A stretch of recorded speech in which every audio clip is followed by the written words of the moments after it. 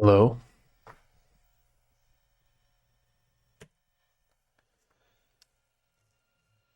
Hey, hello everyone.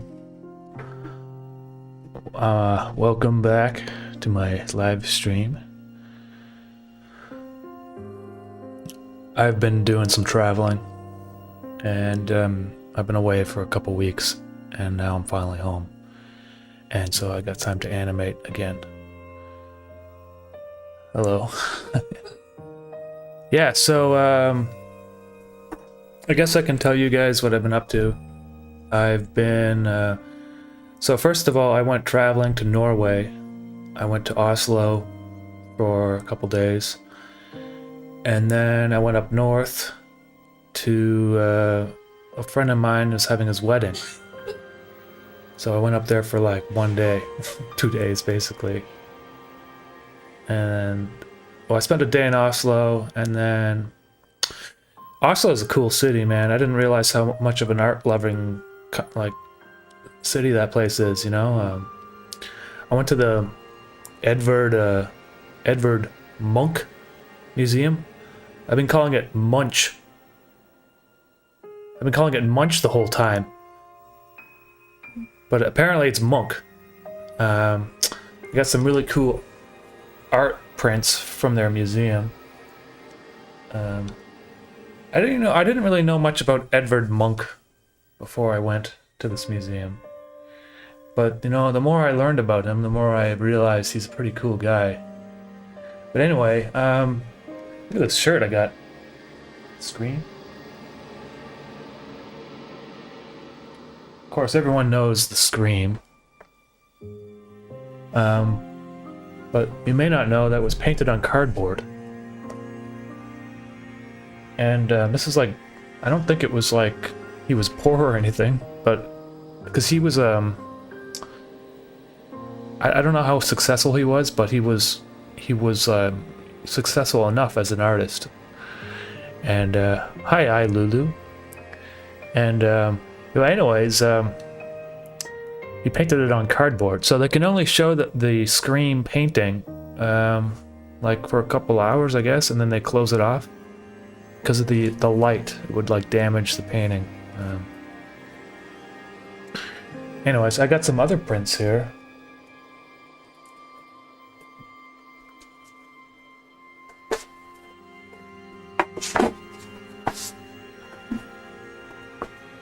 I'm gonna put this one. Probably Carolina wants this one in the office. I don't know if you guys can see that very well. I'm gonna like hold it up. It's basically it's a voluptuous woman making out with a skeleton.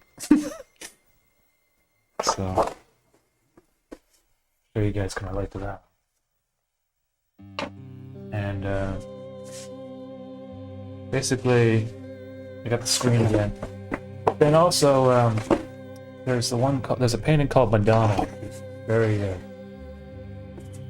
I don't know if I can show this on the stream. There's nipples, like female nipples. Are Twitch mods gonna ban me? I don't know. We'll find out. But it's a Edvard Munch painting. If I get banned for showing this on Twitch, then I'd rather be banned. Fucking nerds. Damn. Yeah. So there we go. Yeah, and then I went to my friend's wedding, which was pretty interesting. It's a very small town up there. I like sat across the table from like the mayor, or like the mayor to be, like he was gonna be the mayor or something like that. So very nice people. They all spoke Norwegian though, and so I really didn't know what the hell they were saying, but it's okay.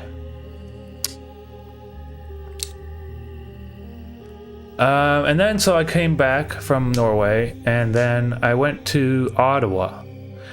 And the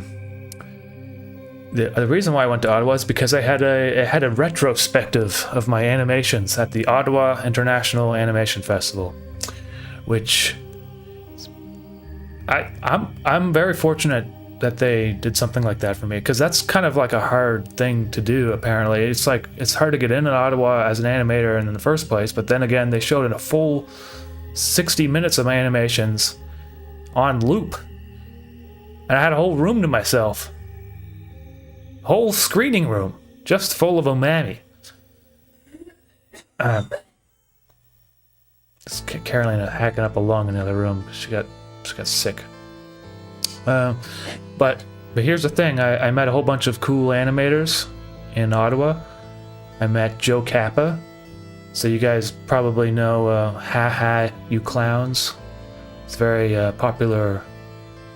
He won an award. He won an award for the best animated series. Very well deserved. So I talked to that guy for a bit. Who else did I talk to? Maddie Brewer and Chris Rutledge. I don't know if you know them so much. Maybe not, but they're very, very nice, very funny, good animators. Very warm people, you know. And they kind of like brought me into their circle of animators, because before doing these film festivals, I kind of knew some people online. That's about it, really. I didn't really know people in person.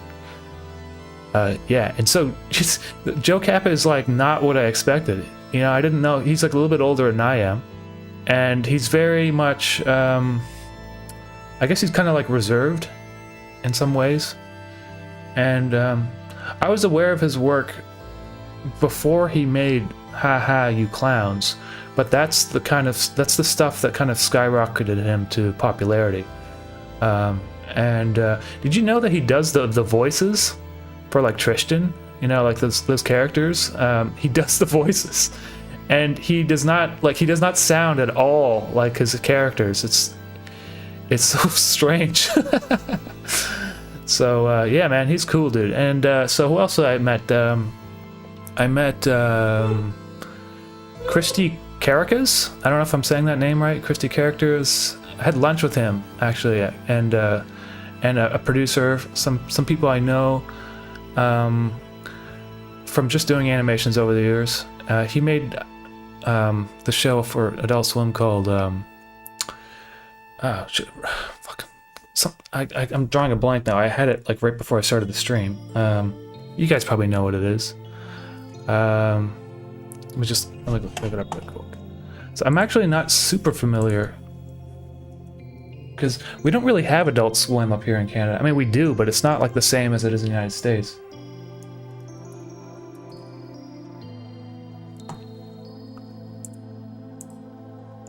Yeah, he made Ballsmaster 909, Super Jail, and Super Jail is the one I think a lot of people know. But I've never seen it on television and stuff in here. Well, first of all, I don't have cable, so that's one thing. And then the other thing is Adult Swim was on Cartoon Network at like a certain time period. And I don't think I think I kind of like aged out of watching it before. It's just for some reason I never watched Adult Swim on television. But you know what's funny about him is I was talking to him about how my family was coming to visit. Well, my mom and my dad, right?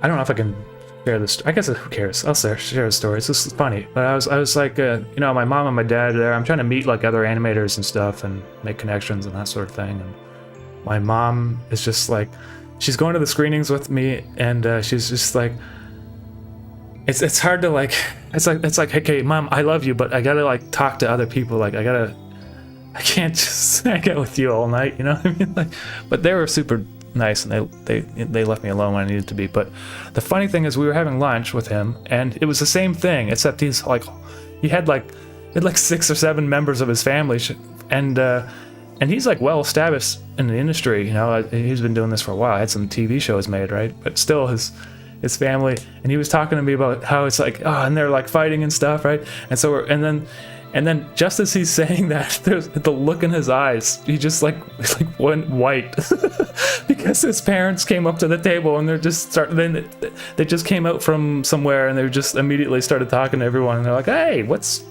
going on?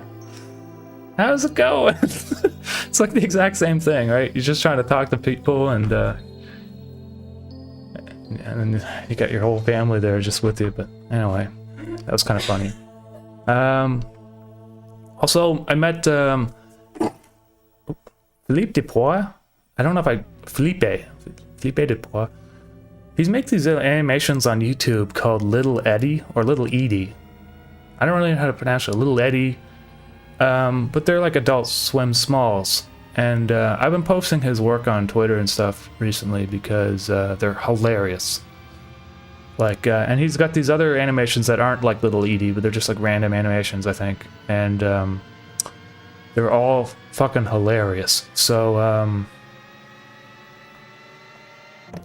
look up Little Edie. I think I'm gonna. Little Edie is like spelled it like that, right? I think that's how you spell it. Or is it Little Eddie? Well, you can find them on YouTube and stuff. Yeah. I met so many people, so I'm probably gonna forget. Oh, of course. Okay, here's another thing. So I hang out with the Minute Hour too. The Minute Hour, you guys know who he is, right? I've collaborated with him before, and he comes up to Ottawa for the first time, and Animation Festival. He worked with Drew Langlois, which I've never met him actually, but Drew Langlois has his own animation channel. He's got the show called Dudes of Hazmats. Dukes of Hazmats, yeah, I think that's what it's called. Anyway, yeah, so I met up with the Minute Hour and Odie. So Odie is she's got like a little YouTube channel. It's not like it blew up. So like you may not know who I'm talking about, but I think you should definitely check out her animations.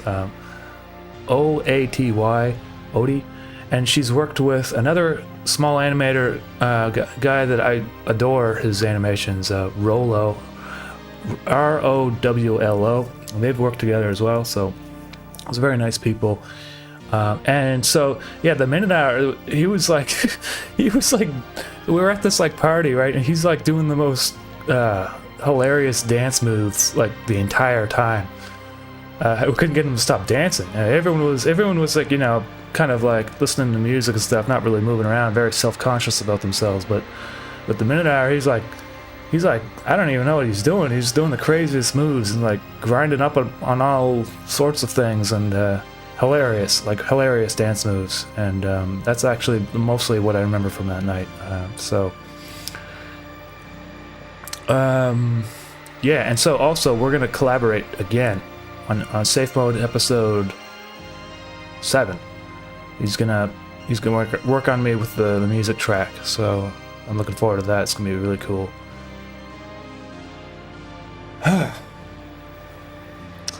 BRGD, are you Canadian? Yes, I'm Canadian. Yes, I live in Montreal.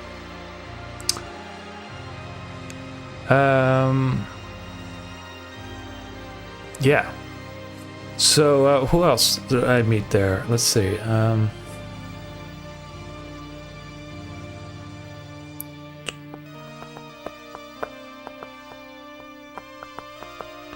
Well, there's lots of people I met. If I'm forgetting their names, or it's kind of late in the day, so I'm not really remembering everything, you know? It's like concentrated meeting people, so it's hard to remember everything that happened. But it was fun. And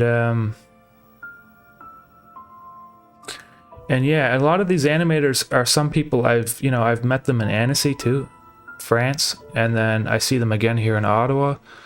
So, you know, the animation world really isn't that big, honestly. I keep bumping into the same people, like, at these events. And it's really cool that when you meet someone, right, you talk to them for a bit, and then it's goodbye, right? Then you see them in, like, 8 months later, and they're, like, winning an award on stage at, like, the next event. It's like, I don't know. It's cool. It's cool. I'm happy to be a part of it, I guess. So, how old am I? I'm 33 now. I'm 33, yeah. Yeah, so that's it. I'm done the Ottawa Animation Festival, and I went to Norway, and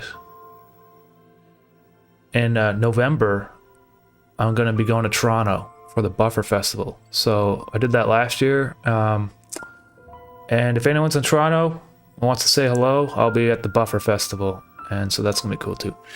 I'm gonna try to have something new, like to screen, so it's like a premiere. But I told them like it takes me like 3-4 months to make an animation now. Like I tried to have something prepared in advance, but I was working on a commission and stuff, and just how it goes. But if not, I'll probably screen an episode of Safe Mode, I think.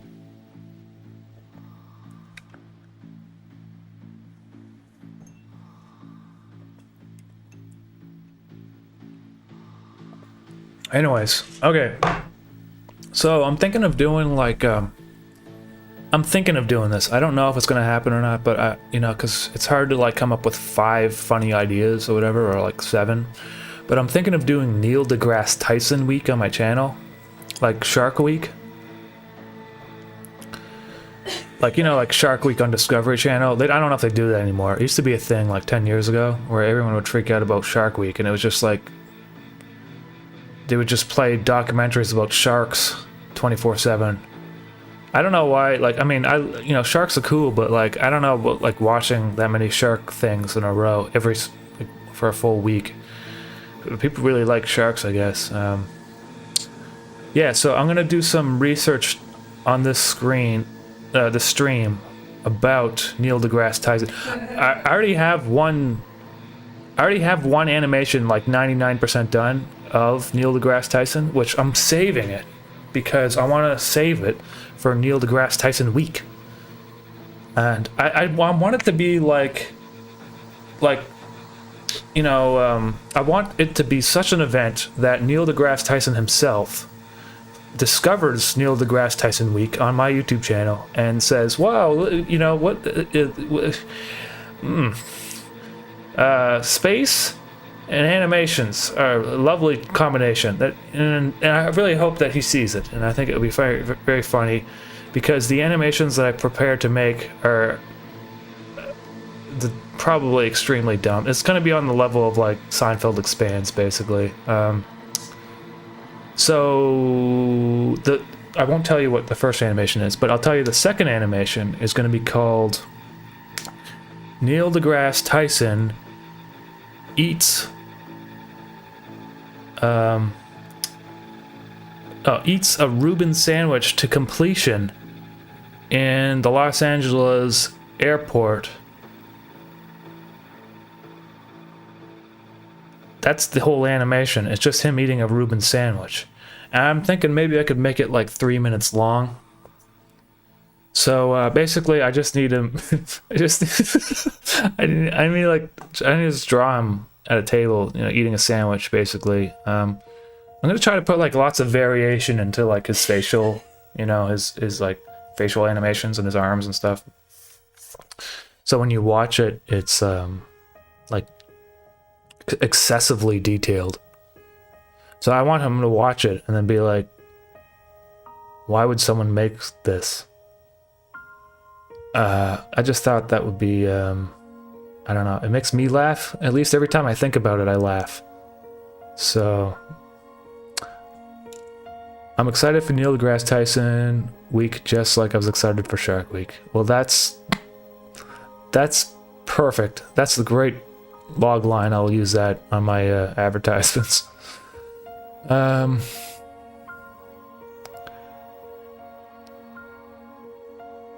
Anyways, yeah. So let's go do some research on Neil deGrasse Tyson.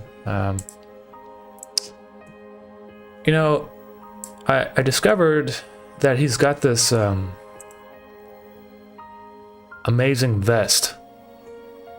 It's actually the most amazing vest I've ever seen. You can look. Well, he didn't button this button for some reason. I don't know why. It's not like a blazer where you only button the top button. It's a vest, but for some reason he didn't button this one. I don't know. These are questions you're gonna have to ask him when he discovers Neil deGrasse Tyson week. And he ultimately posts on the channel and says, "Stop making these videos, please stop." But as you can see here, we got Saturn. I think that's Saturn. Looks like a galaxy over here. I don't really know what the planet is, right? Maybe it's Mars. Looks kind of like Mars.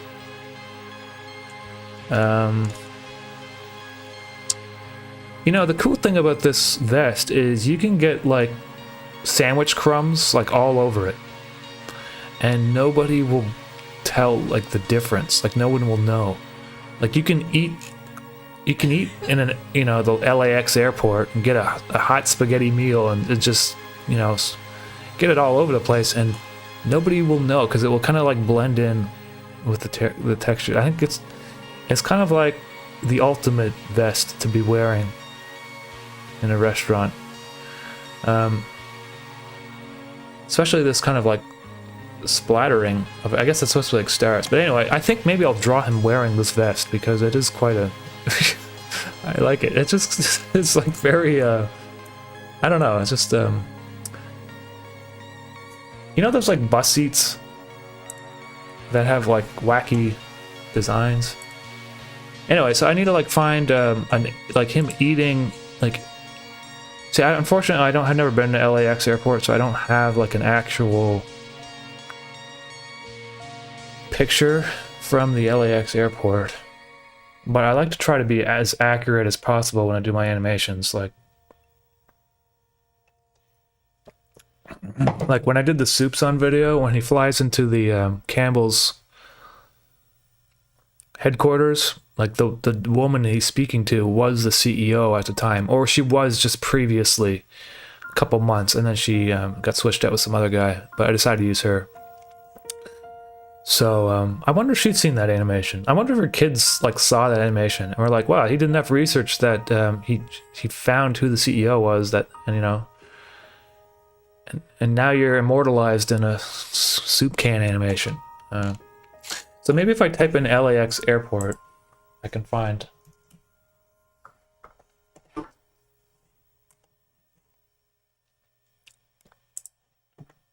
So I'm assuming this is the LAX airport because it says so.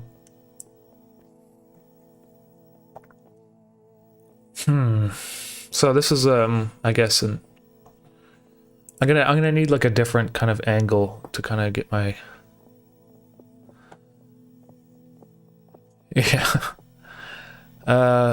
yes, I am real. I'm not I'm not some sort of algorithm that comes out of the ether from some, you know, Czechoslovakian nuclear fallout shelter sending signals through the Iron Curtain. As many people assume that is what I'm doing, but it's just a dude in an apartment, really. It doesn't look like that. Yeah, and I'm assuming this is like some fancy ass lounge. So let's find like the actual. Dude, I was in the Copenhagen airport. They got like graffiti inside the building. I was like, what the fuck? This is supposed to be like a secure area. There was like, I don't know what section of the Copenhagen airport I was in, but the lights were flickering. There was graffiti inside and like opened pizza boxes like on the floor. And I don't know what the hell. You know, some of these buildings get like so large that they just can't manage them. And I think that's probably what happened. There was like whole areas that was just like no man's land. And which is weird because like I kept walking to where I had to go to my gate, and it was like this ultra fancy like glass tesseract. But then the rest of it, the other section was like fucking like Rumble in the Bronx, but like in Copenhagen. I don't know, it was weird. Yeah.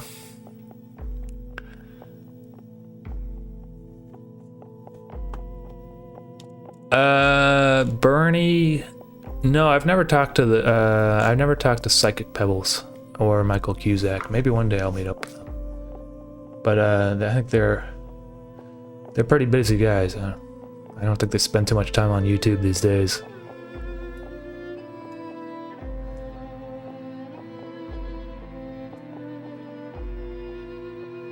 Thank you, Chase. Welcome.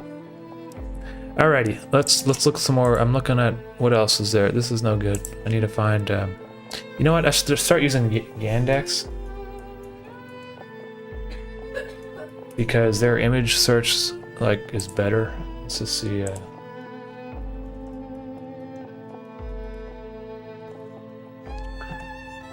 Yeah, so I need like a table, like a section where he'd be eating the Reuben sandwich. Maybe something like this.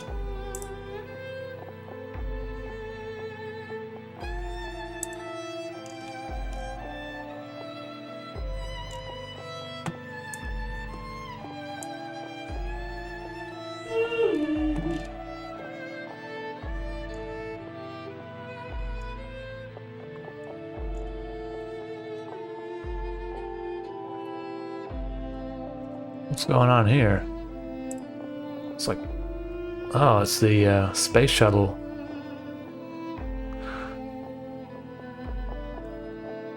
Being transported. What's up with these jets? Is it like a safety thing? Are they worried about like someone attacking the space shuttle? Like I don't understand why they have the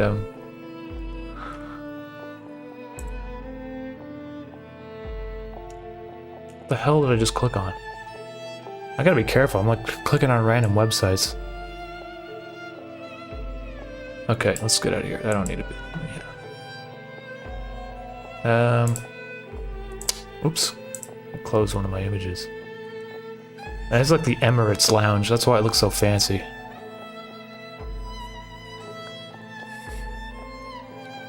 No table, eating awkwardly from lap.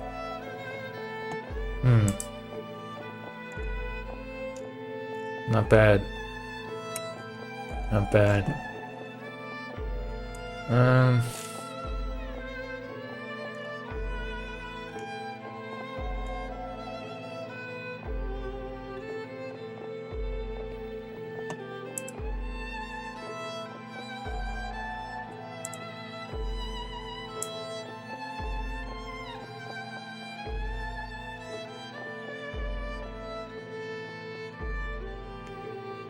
I don't think it really matters if I draw it accurately enough. I'm just gonna draw them next to a window, and outside I want to see like like something like this outside the window.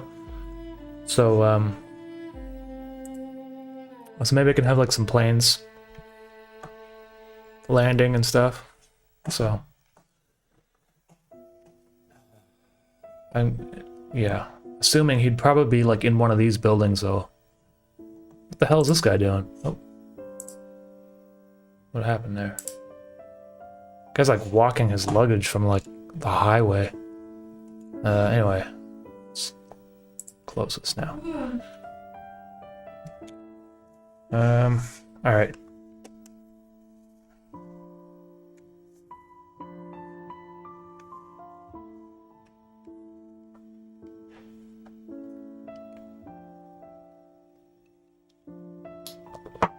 Ever go to Cleveland, Ohio? No, I've never been there. I haven't really done much traveling in the States. Demo Sphere, I think he's going to be eating a Reuben sandwich. I don't even know what the hell a Reuben sandwich is. All I know, it's like, what, smoked meat or something? It's like, it's like roast beef or something? What is a Reuben sandwich?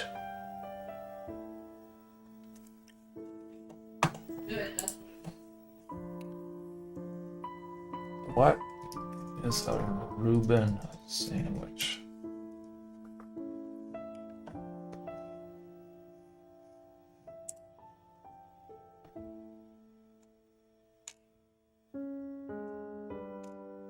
It's like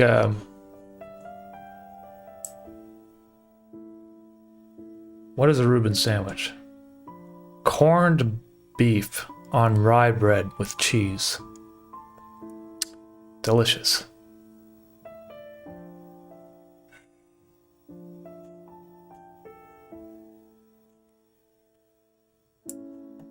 Well, who could leave a 1-star review on a Reuben sandwich? How do you like sort by ratings? You ever do that? Sort by least positive. I used my griddle on one end and I toasted the bread on the other. I warmed up the corned beef and sauerkraut, drained. I made a Thousand Island dressing ranch from scratch, no egg recipe, piled all the ingredients on the bread and finished toasting. So, no soggy bread, easy and favorite sandwich in our home. 1 star. Can you explain that one to me? I don't understand. Why is this 6 people found that helpful?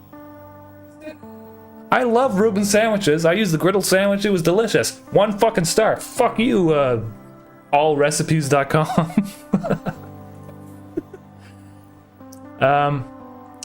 From Goran. This was possibly the worst dish I ever have made. 1 bite and the rest went into the green bin. It was my first experience with corned beef, and all I can say I can't say I became a fan. I've had corned beef before, but you need to drink like a gallon of water afterwards because of how salty it is. I've had a Reuben sandwich before, yeah. They're pretty good. I think I had one last week.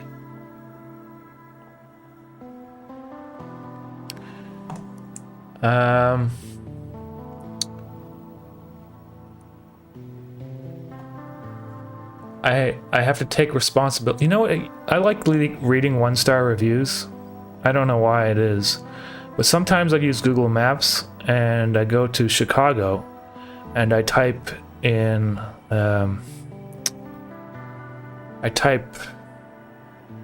Chuck E. Cheese in Chicago. Just to find like, yeah. Let's see. Chicago.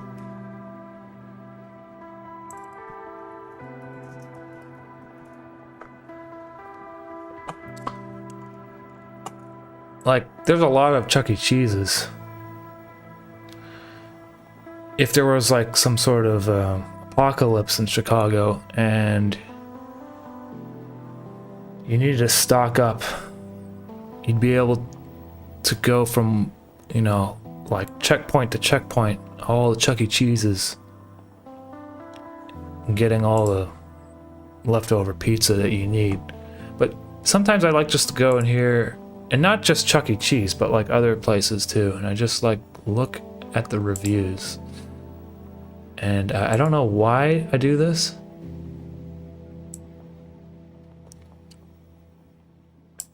We had a birthday party there. I asked them to congratulate my daughter from Chuck E. Cheese songs dance. They didn't.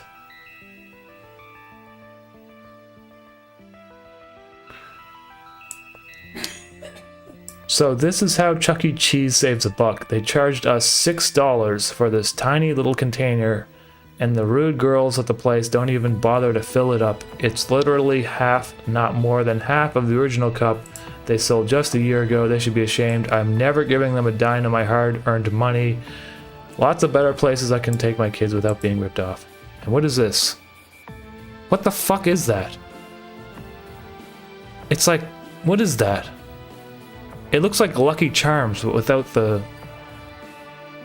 It looks like just the charms. You know what I mean? Anyways, I'm getting off topic here. I'm supposed to be drawing a picture of Neil deGrasse Tyson. Bro, you should make some tea or something.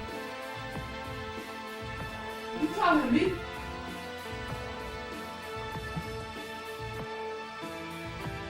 Oh, I really like this angle here.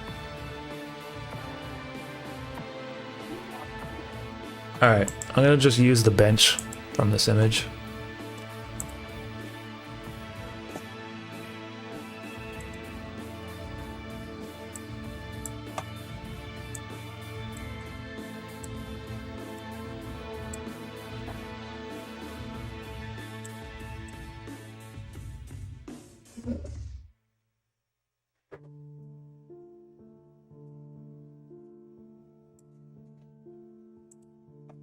Okay.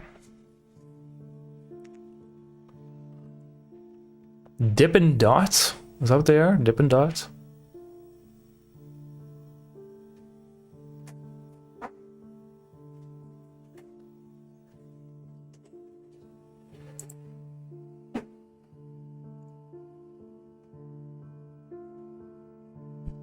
Zedri, hey, Umami, Nuclear Summer is a nice tune. Hey, thank you, Zedri. Yeah, you know, I feel like that one kind of really works. I don't know. Sometimes I make music and I'm not really like, I don't know. I just put it out there. Like I don't really care too much about it being perfect or whatever. Like, but I remember when I made that track, I was like, man, I feel like this one's actually pretty good. So Carolina came in my room, and started dancing when I had that one playing on my speakers. So that's usually a good sign.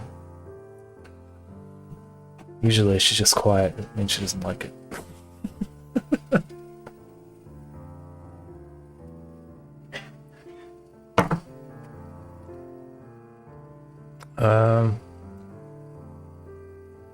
Need to give a touch designer tutorial. I know you're a wizard at it. I don't know what the touch designer is.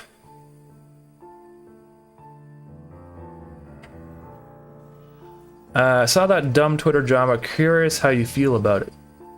Oh my god, dude.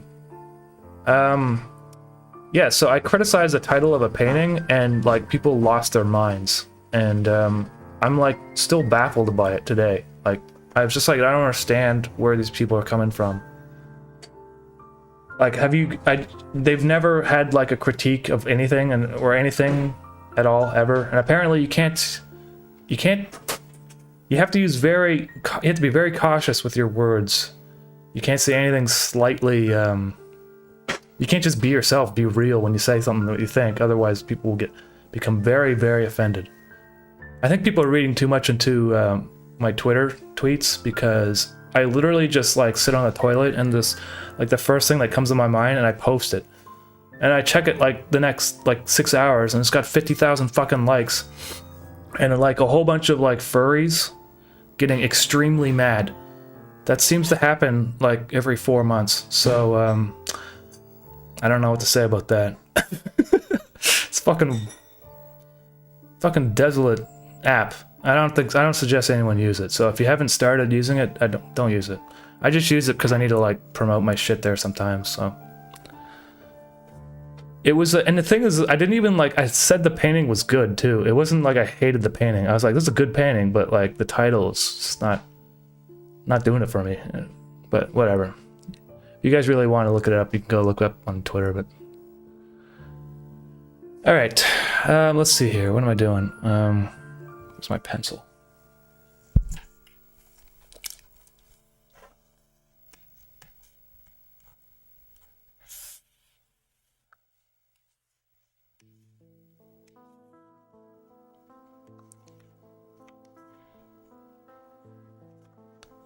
Yeah, so I'm basically just gonna trace the bench here because I just like I'm not very good at perspective and stuff.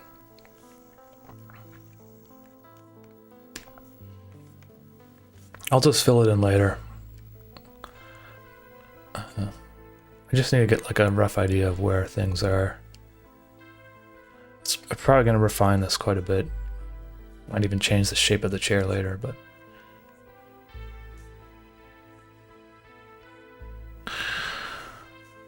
Oh, I was watching, you guys watching on the YouTube those like,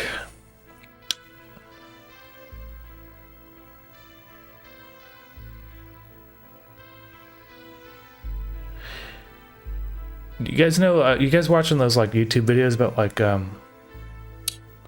court cases and stuff? You guys watch the one about Taylor Schwinnebusiness? Taylor Schwibbusiness, whatever her name is? She like kind of like cut off her lover's head and put it in a bucket basically recently. It happened like a month or two, or what happened like last year or whatever. It's a very strange case because she's very matter of fact about what happened like hours after it occurred. You can watch the full like video where she's being interrogated by the cops. You know what's interesting about this shit? All these like everything's online now. Like the full interrogation is on YouTube. You can watch the entire court case on YouTube too.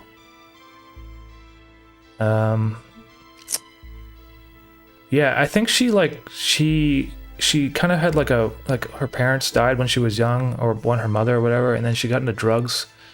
Then she like fucked up her brain, and then took way too much marijuana and methamphetamines, and then I think it like made her like psychotic or something, because she just doesn't give a shit about what she did. Like, it's very strange.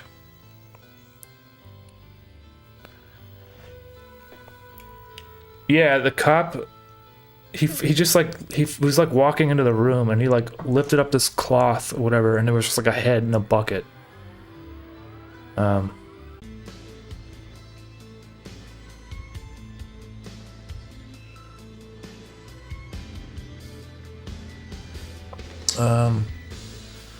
I don't know what the hell this stupid thing is, but I'm not gonna draw it. I know it's like part of the, what is that? It's like part of the chair? It's like a handle or something?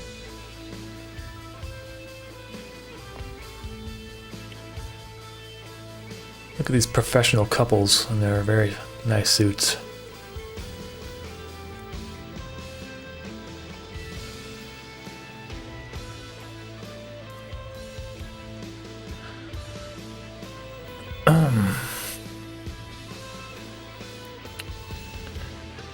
Yeah, I kind of have like a morbid curiosity about that kind of stuff, so that's why I like watch it sometimes when it's on the, when I'm like bored, you know.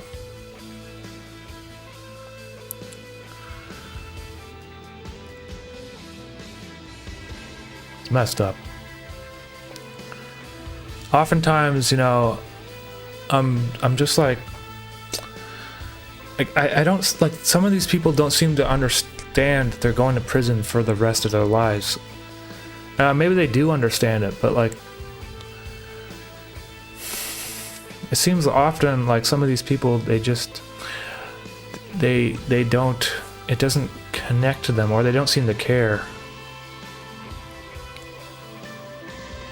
There was one interrogation video I saw where the guy basically just explains how he shot his sister like with a gun at his parents' house, and then was gonna kill his parents. And then the interrogator left the room for a bit, and he's like just talking to himself about like GPUs and stuff, like memory chips for computers. He's just like, oh yeah, the DDR-M4 is not as good as what it should be, like whatever. And it's like, dude, you're fucking going to prison for the rest of your life. Like, you're not gonna, like, why are you thinking about memory chips right now? Like, I guess that's the thing, is what some people just, their circuitry in their brain is not correct, or it's not the way that we all experience it. And it's kind of, it really disturbs me how the brain, the human brain, is like very vulnerable to changes, and what we consider to be our personalities and decision-making processes is they can just be, you know, they can just be changed very, very quickly. It's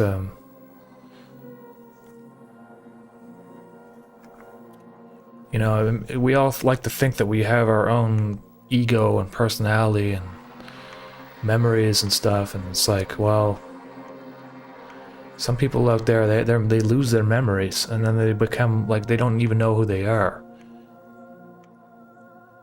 And it makes you wonder, like, what are we exactly? Are we just a bunch of connected neurons? And like, if we don't, I'm gonna call the streams Carolina's Hockaloogie-thon. You know, you have a door. She's got like a cold, so anyway.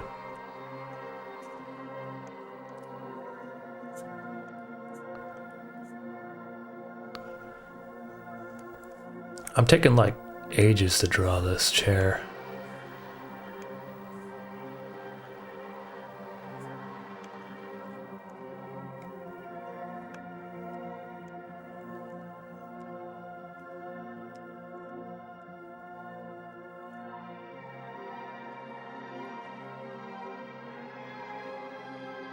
Have you seen the one where that one young kid who took his college friend by gunpoint to Walmart, forced him to drive off-road, shot him to death, and admitted to just feeling like doing... Yeah, I haven't seen that one. I think I might have actually seen that one. It might have been an episode of Dateline, actually. But yeah, they just felt like doing it, and then so they do it, and they don't realize you're like removing someone from the world. Like you're removing like your own. Think about like removing yourself from the, like they're not going to exist anymore. Like they just think like they think it's like they're just opening a door or something, or like, you know, or watering the grass. They're just like, yeah, I just felt like doing it, and like I don't understand how they don't understand the gravity of doing something like that. But these are all psychological problems.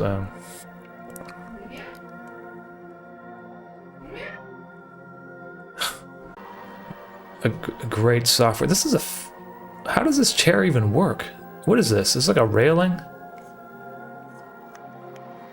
I feel like I'm not gonna get much work done today. I'm mostly just talking. It's okay though.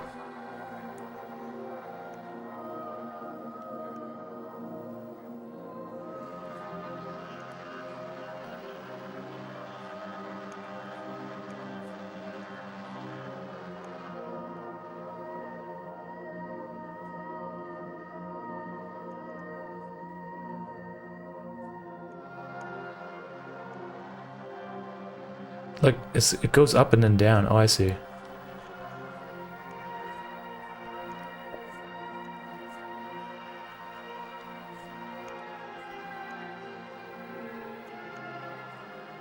I think if I get rid of the background, maybe I can just start drawing it myself now.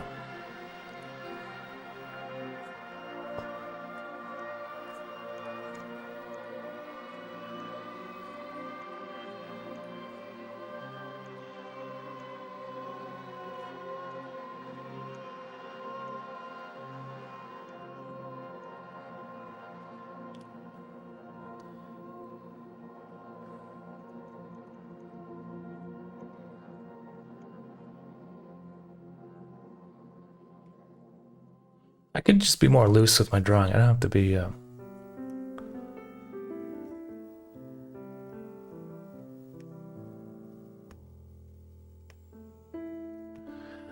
Nick J. Yeah, no, it's not lumping them all together. I think, like, the thing is, it's like there's a whole rainbow of like...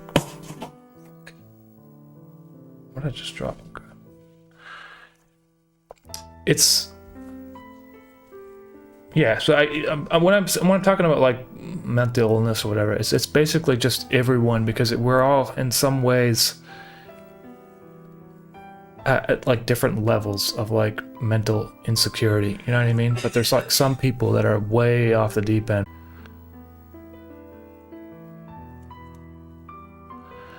You're on the FBI watch list. I've been reading some Eckhart Tolle, and now spiritualism doesn't sound like man-made nonsense.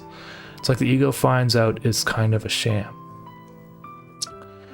I'm not really familiar with how they, what their thoughts are on spiritualism.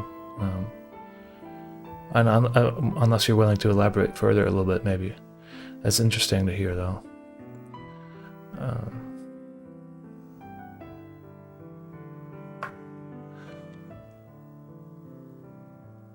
Hey, Elias. Hey, that's... I listened to episode 1 of Interface more than 10 hours. That's crazy, man. So I'm using Photoshop and After Effects and Cinema 4D. So in Photoshop, you can make like frames and stuff down here, and you can animate frame by frame. That's basically the basics of it, you know. And After Effects, you can do like more complicated stuff, but If you go through my older live streams, I'm like a little bit better at showing how I work, but today I'm just kind of... It's like my first day back after a couple weeks, and I don't really know how to draw anymore, so... You know, honestly, the more I work in animation, I'm starting... Like, I just want to make music, you know, in the future. I don't know if I'm going to be animated for the rest of my life. It's, I could make music all day long, but I find animation to be kind of a, it's becoming tedious for me. And unfortunately, that's... People love my animations, so I have to keep making them. But one day I'll probably switch over to music, just music.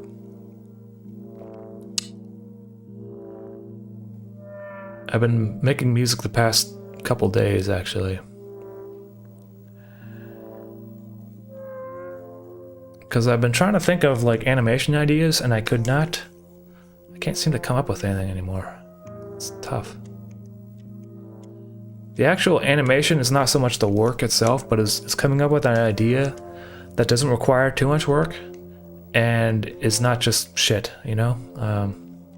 So you might think to yourself, well, how is Neil deGrasse Tyson eating a full sandwich not a shit idea? And I will say to you that probably it could be, some people might consider that a shit idea.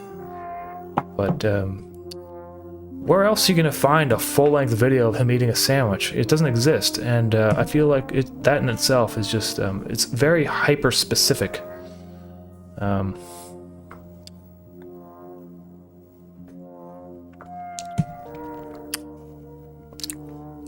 Carson, I do it frame by frame, yes, but I mean a lot of the effects and stuff, a lot of stuff is, some of it's done in 3D, you know, in After Effects, so like moving shots, and that's not necessarily me drawing every single frame.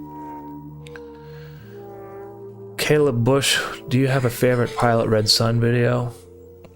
I think it's probably the Quaker Oat one, just because of how simple it is and the hilarious facial expressions.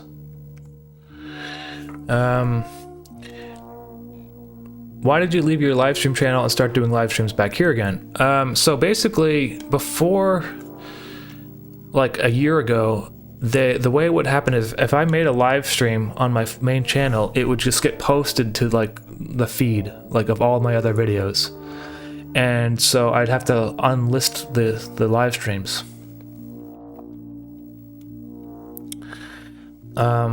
But then YouTube changed how that works. So now I can make live streams.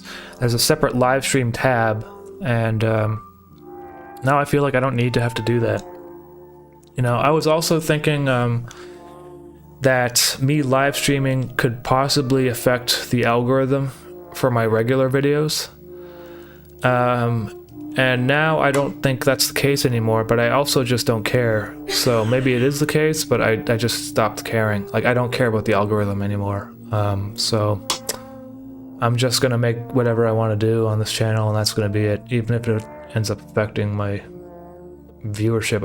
It's just too much bullshit to actually think about. It's like magic, you know? I don't think a lot of people were aware of the second channel, so I just stopped.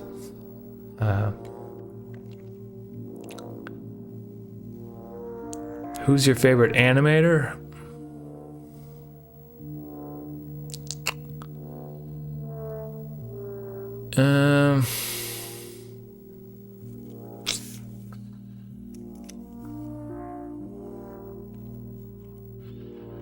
That's a tough one. I mean, honestly, you know, if I'm gonna be quite honest, it's really, I love Pilot Red Sun's videos. Like, if he were to make a video, I would drop everything I'm doing and watch it. There's not many creators out there I would do that for.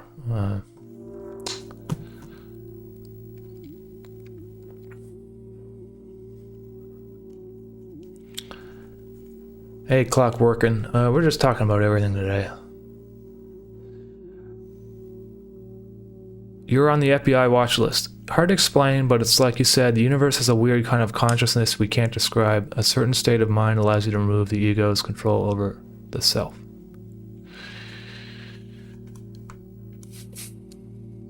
Yeah, so like I'm not like a religious person. Like I don't go to church. I don't believe in like the religious ideas of what God is. But I do believe has to be some sort of spiritual connection between everything, which could be described as God. There has to be. Because otherwise we're just a bunch of chemicals reacting on rocks, and I don't believe that is all there is to life. Because if it is, that's, I don't know, it just, to me, it seems like there has to be something more. That's all I'll say about that, really. I mean, I don't know what else to say. I'm one of those guys that I actually believe in aliens and stuff. Like, maybe they haven't visited us on Earth, though some people think they have. But when we look up at like the stars and the universe and stuff, I just know that it's like completely full of life. Like it has to be. And even on like Titan's, like Saturn's moon Titan, you know how there's like water on there? As soon as I like send a probe over to it that can detect life forms, and if they just detect anything, if they detect even just like little microbes or whatever, then that just confirms that, like, to me, that the fucking universe is just completely full of life. And I don't really know where I'm going with this right now. I'm talking about aliens again. But I think it all connects to spiritualism and like why we're here and that sort of thing.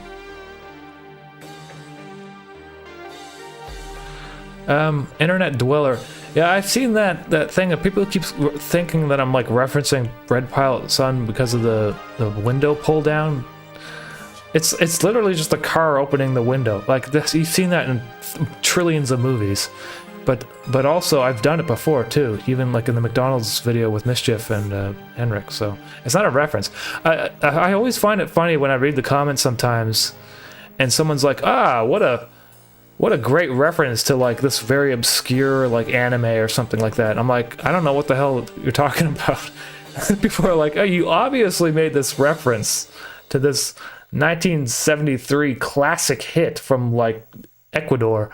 And I've like, sometimes the only real references that I use, like if I were to make a reference in my animations intentionally, I actually credit them. Usually it's a painting. But you know, everything else is, I mean, I guess it's not, it wasn't a homage or anything. It's not like I do it intentionally, you know?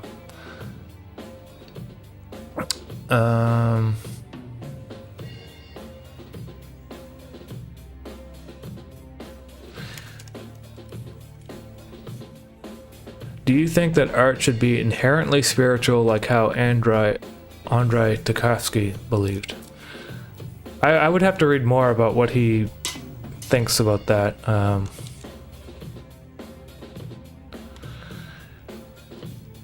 don't think art should be anything. So I guess that's the difference between me and someone who would perhaps prescribe rules to what art should be. So I don't have preconceived ideas about what it is and what it isn't.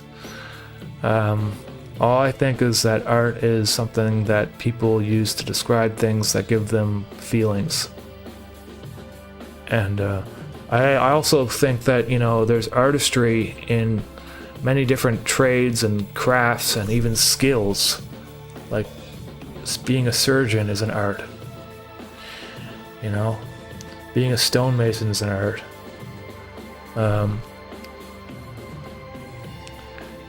Teaching children in schools is an art. Like I just feel like art is just, I guess it's like an abstraction of skill. So instead of it being something that you like for a pragmatic, practical reason, it exists in its own reason for its own abstracted purpose of existence. So like, so you have a painting, which is really just a, that's it, that's the art, you know?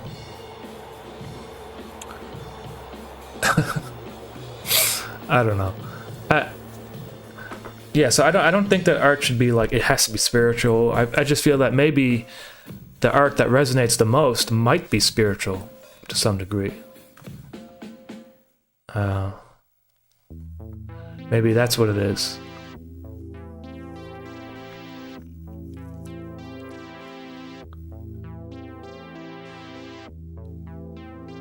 How long does it take to make an episode, or when do you know when you're done with an episode? So it depends, because it used to be like a month, and now it's like 3-4 months. The episodes are getting like way too complicated, and it's probably detrimental for myself. Last episode of Safe Mode was like technically probably the hardest thing I've ever done. There's a lot of 3D like rigging. I had to like rig cars and stuff, and like learning how to use shaders and 3D is I feel like I'm like learning this stuff because I'm like, I want to challenge myself, but at the same time I wonder if it's like making the animations better, you know? Like from a visual standpoint, the latest episode of Safe Mode is pretty striking, and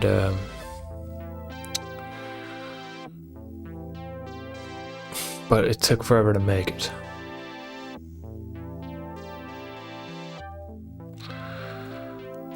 And I don't know if I want to continue on that kind of path. You know, when I started doing Safe Mode, I used this really simplistic kind of drawing style in the first episode, and I'm like, this is how I'm going to make the episodes for the series. And then I, just like interface, it progressively got more constrained and more technically interesting, I guess, to look at, but painful as a creator. Have you read any Deleuze? Sounds a lot like Rhizome philosophy. No, I have not. You know, you guys always mention these philosophical books and stuff. I actually don't read that much philosophy. I've read some Carl Jung and stuff, and I have to finish this book. Someone recommended it to me. I couldn't. It's hard to get through. Tarkovsky's Sculpting in Time. I guess it's a philosophical book. Honestly, it's not really. It's about him editing, but like, it's more philosophical in my opinion. First time chat. Hey, Liam0619 and Sir Carrot 1. Hello. How would you recommend I convince my friends to watch Interface? I'd probably ease them in with something funny. I would probably show them like Seinfeld Expands first, and then maybe if they like that, then you can show them like the first Soup animation, like Soup Son, or even probably the first one. And if they like that, then you can say, all right, well, I showed you these 2 videos, but now I got something a little bit more heavy, and it's got elements of humor like these other ones, but it's more slow paced and musical. So if you're looking for a movie to watch some night, you know, try checking this out. That's how I would do it. Thing is, it's very hard to get people to watch something that they're not familiar with.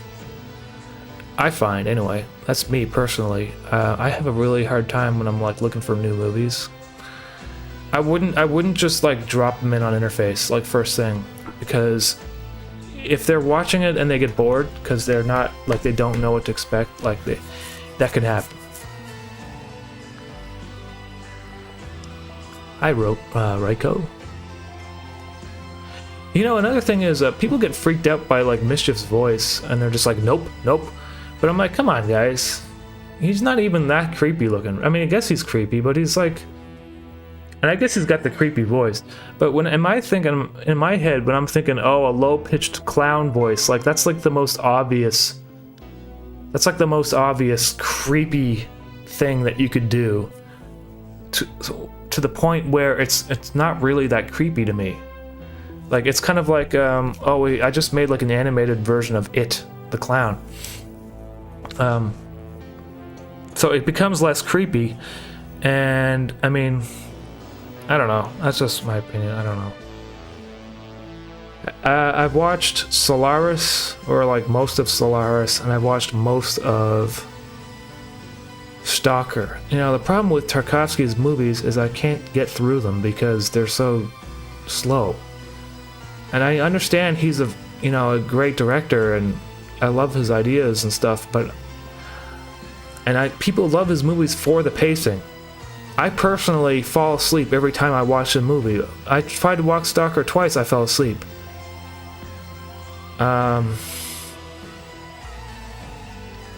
So I don't know if they're just a little bit too slow for me, in my opinion. I have a lot of patience when it comes to movies. I like The Godfather, and I just watched The Deer Hunt. It's like a wedding ceremony that goes on for an hour. But if you watch that movie, you pay attention to the subtle blocking and the action of the actors during the wedding ceremony. That's what makes the movie great, is because of all these little subtle character traits, they bubble up to the surface later on in the movie, and you can pick up on them while you're watching the wedding ceremony.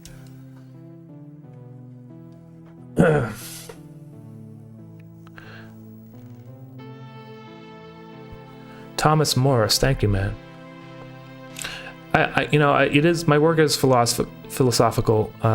Sometimes I feel like I'm a little bit too on the nose, especially when I start quoting things. So I'm gonna stop doing that. With safe mode, I'm not gonna quote things. Everything I write is gonna be something I wrote myself.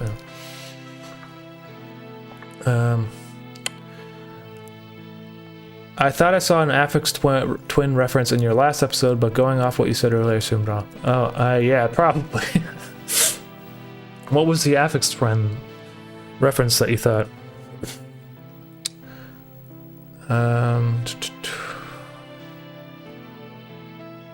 So if I'm looking at like a slow-paced Russian movie, I watched one movie called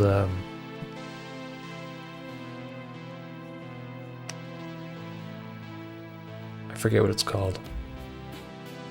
Hold on.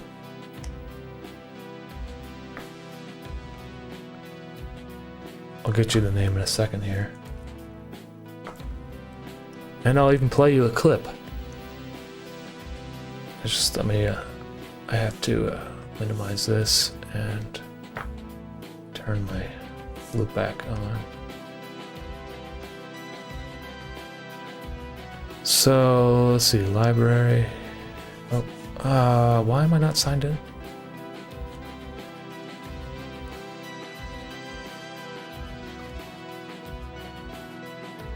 How am I not signed in? I'm streaming on YouTube. Okay, hold on.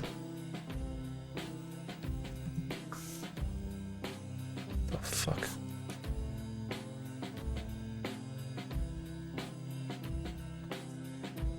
Okay. I'm almost there. Library.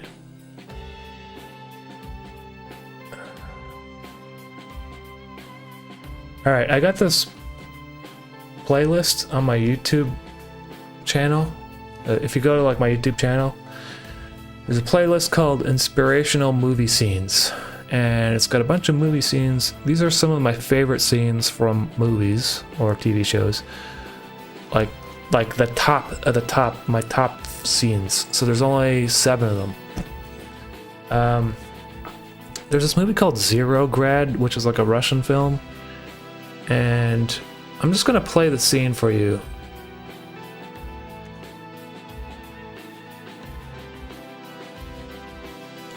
Can you hear it?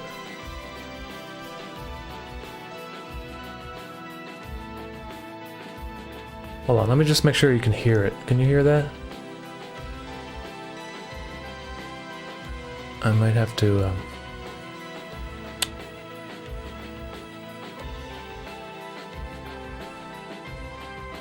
only background music. Oh yeah, so I gotta turn off that, and then I have to turn. Okay, hold on. I'll just give me a second here. Media source, audio, input capture, add existing. Okay, Firefox.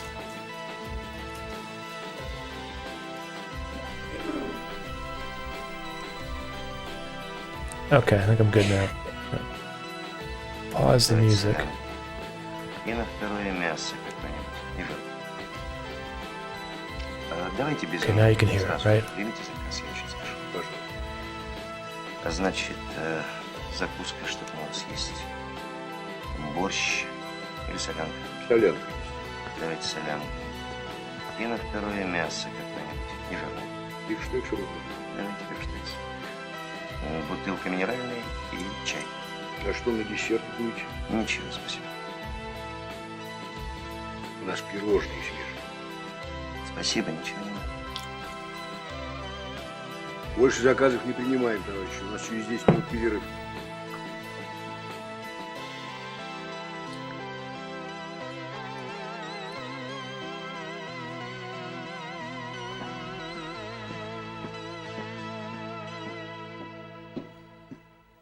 You guys are gonna love this scene.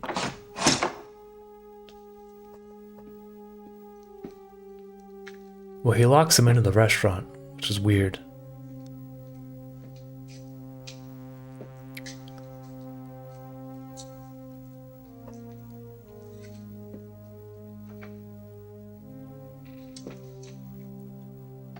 So, just gonna pause the movie here for a second. This character here, which is really strange, I watched this movie like halfway through creating interface, and this guy like reminded me of Henrik like so much. It was really weird. Like I never saw this movie before, and this character, he speaks though, but I mean, if you ever watch Zero Grad, you're gonna see like really a lot of similarities between Henrik and this guy. He looks like him too.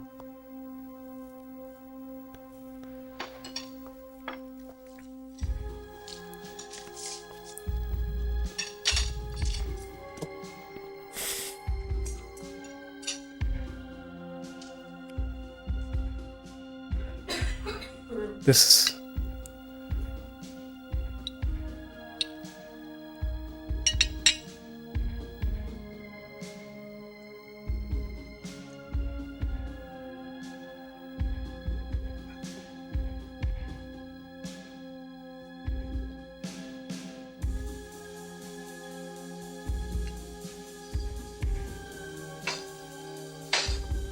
So the waiter comes out again.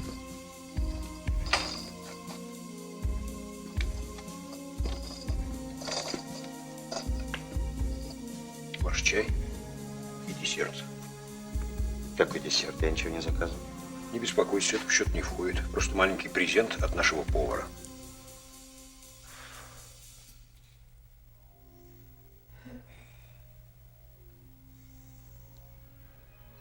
Что это? Торт. Sorry guys, am I playing the music at the same time? Oh, fuck. I can't hear what's going on when I live stream, so let me just pause this. I wonder what it's like watching that scene with the music on.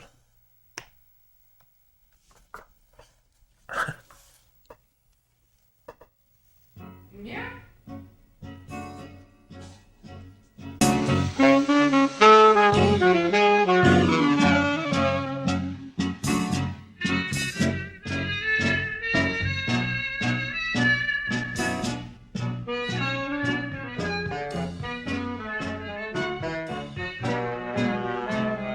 Кушайте на здоровье. Наш повар специально для вас приготовил. Вы ему очень понравитесь. Вон он из кухни выглядывает.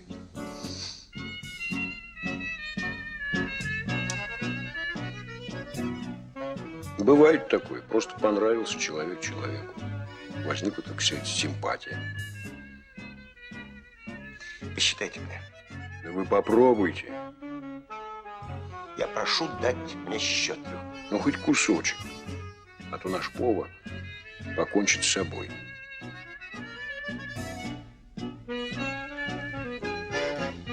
Слушайте, прекратите молоть чепуху.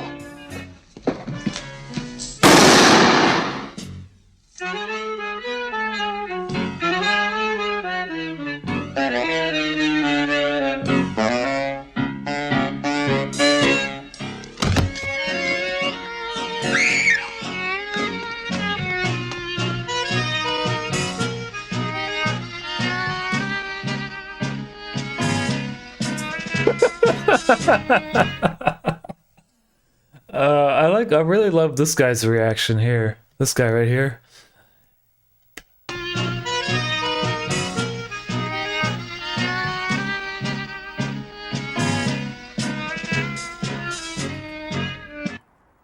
Yeah, so that's the scene I wanted to show you. I don't really like, what the hell is that supposed to mean? You know, you think about it. There's some sort of Russian meaning there. It kind of makes sense on some subconscious level.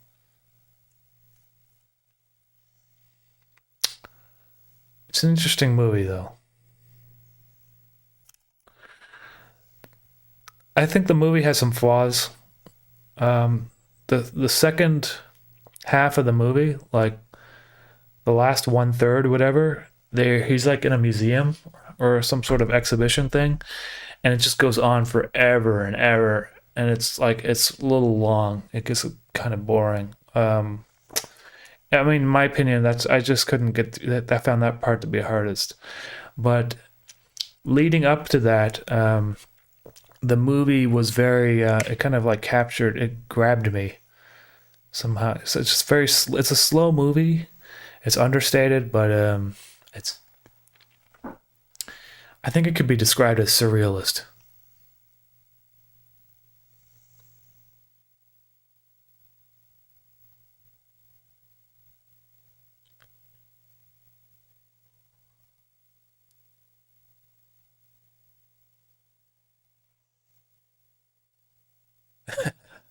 Yeah, I'm not really animating today. I was drawing a picture of a bench. That didn't really go anywhere. So I'm just showing inspirational movie scenes right now. Maybe I'll show you another one. And then I can show some more on a different stream so I don't go through them all. See here.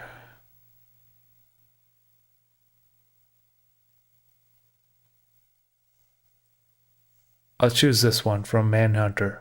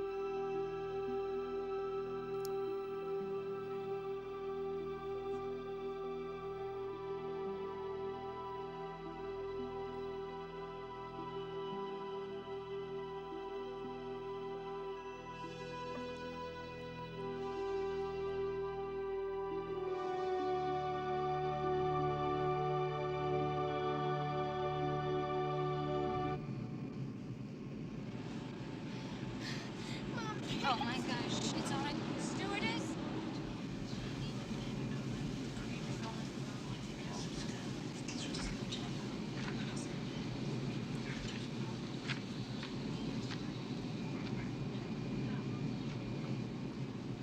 That's the whole scene. Why do I find this scene inspiring?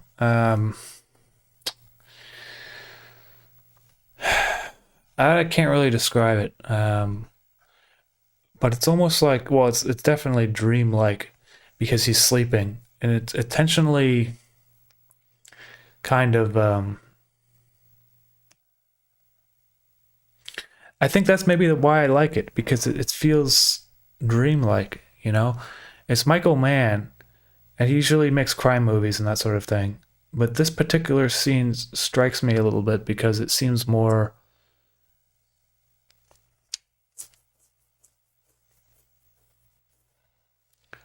it just seems like less literal with the way that he the shots that he uses. But also aesthetically, I mean, Michael Mann's movies always look beautiful, but this one in particular,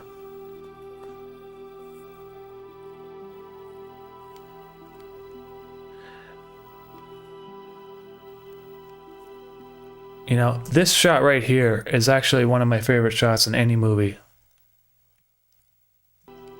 Why? Is because of these seagulls that are in the background. And the shot is so close up, and it's using such a long lens that the seagulls are kind of like compressed in the background, and you can barely see them. And it makes you wonder how they shot this.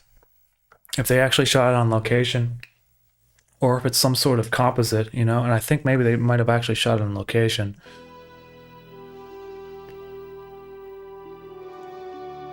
But getting the seagulls to just be like perfectly in the shot like that must have been difficult, or it ended up being like movie magic, you know? It all happens at the right time. And it just cuts. And the sound design right now. Oh my gosh. The sound design of like the turbine engines of the airplane, I just thought that was just perfect.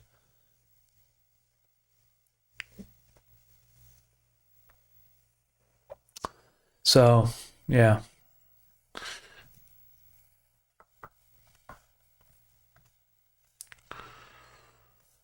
There's one scene in this movie that actually takes me out of it a lot. And it's the scene, I wonder if I can find it.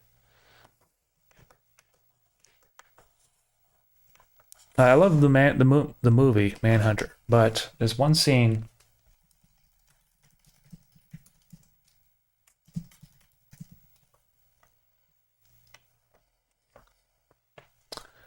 I'm probably not going to be able to find it because I don't think anyone made a clip of it.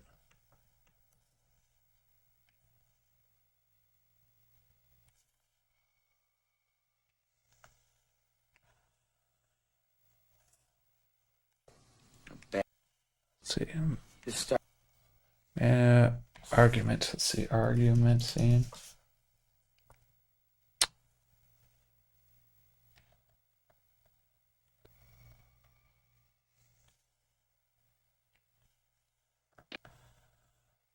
I'm not gonna be able to. There's a scene that takes place in an office, and it just, the problem I have with the scene is it looks like a movie set, like to the point where you're like looking at the wall and you're like, oh my god, like that looks like it. I don't know what it is with that one scene. If I'm remembering correctly too, that movie also has a few shots that are like the film quality is like completely different. So I'm wondering if they like it was like a deleted scene or something that like got added in later. That this looks all screwed up and stuff, but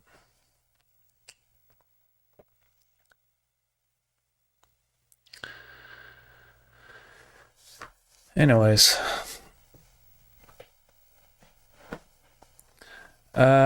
Yeah, that's a good point. They might have actually baited the seagulls. That would have been smart. Do you find it intimidating to try and seek out inspiration?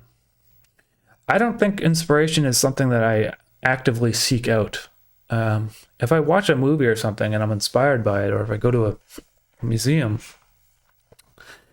it always comes at you at like, you know, when you least expect it.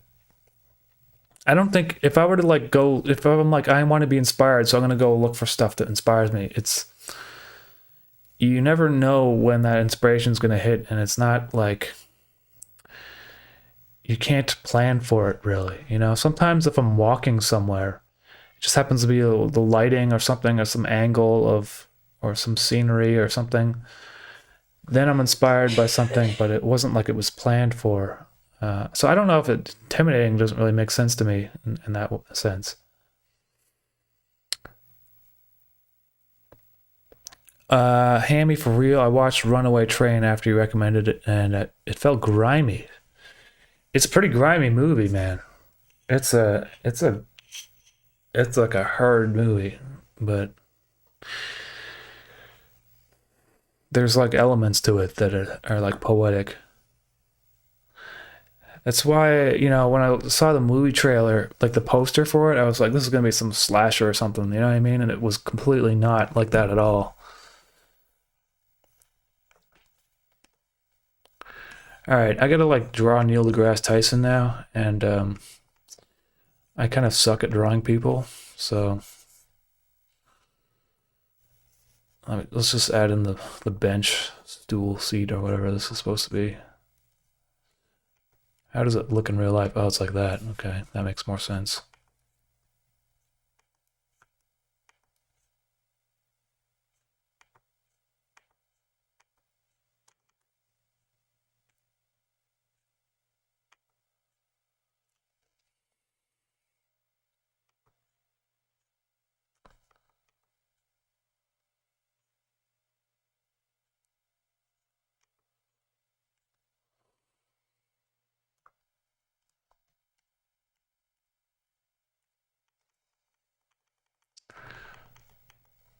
I'm just gonna draw it on model.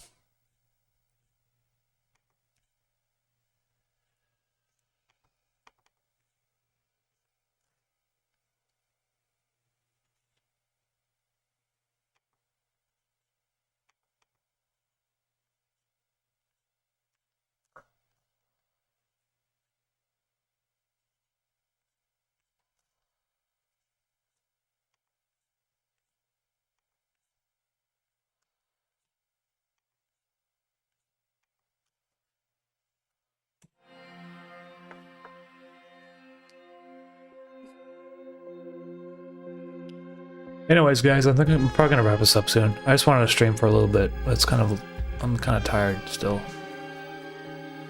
All that traveling and stuff. I don't think I'm gonna get much of this drawing done today. I just want to like start something. So you can see I've been trying to draw stuff, and I'm like, I don't even fucking doing it. Like, what is this? I got this like alien thing here, and I don't know if I like how it looks. So I don't know what's going on. I'm just struggling right now. I'll figure something out.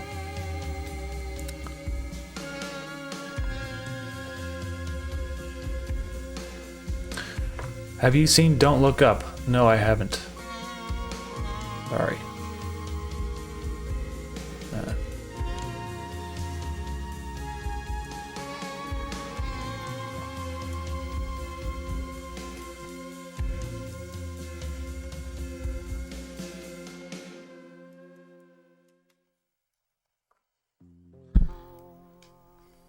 Hammy.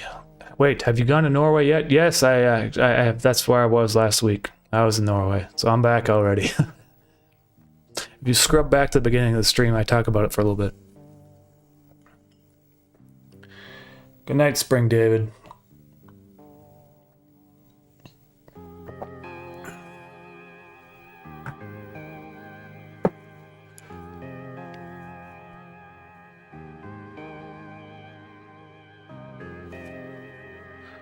With the opacity of the source picture, the bench, it almost looks like the legs belong to the left person.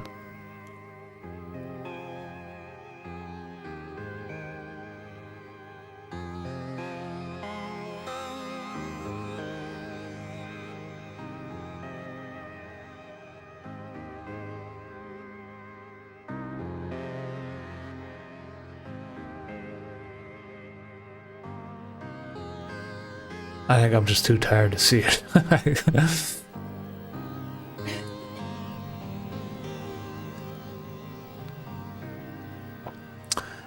Louise, to do Mischief's voice, I just do my own voice. I talk kind of like this, though. I talk like this. This is my voice for Mischief. And then I pitch shifted. That's all there is to it, really. I pitch shifted down an octave.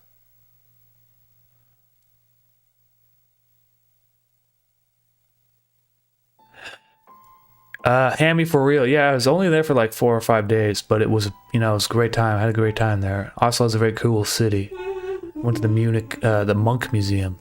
That was my favorite. I was like so stoked to go to the Monk Museum. I don't know what it was.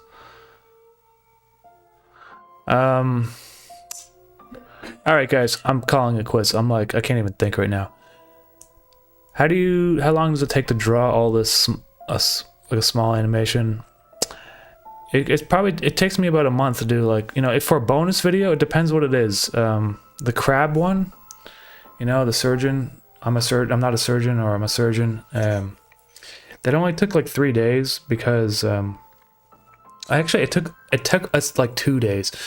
I got Carolina and Allie to do like a shot, like something I needed for it, and I worked on it myself, and I worked on it for like 16 hours. That's kind of an outlier though. Usually it takes several weeks or a month, if I'm not killing myself animating, because I wanted to get that one done quickly because of the timing. You know how like memes only last like half a day now, so that's why. Couldn't like release it a month later after everyone moved on. Full Metal deal with it. Hey, thank you.